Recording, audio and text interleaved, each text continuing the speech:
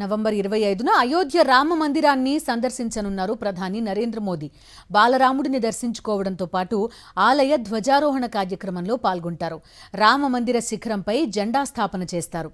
ధ్వజారోహణ కార్యక్రమాన్ని అత్యంత వైభవంగా నిర్వహించేందుకు ఏర్పాట్లు చేసింది శ్రీ రామ జన్మభూమి తీర్థక్షేత్ర ట్రస్ట్.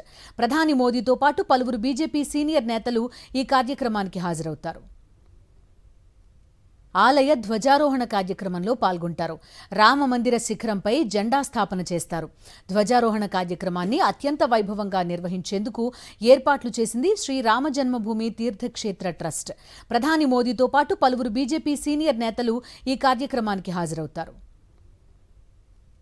ఆలయ ధ్వజారోహణ కార్యక్రమంలో పాల్గొంటారు.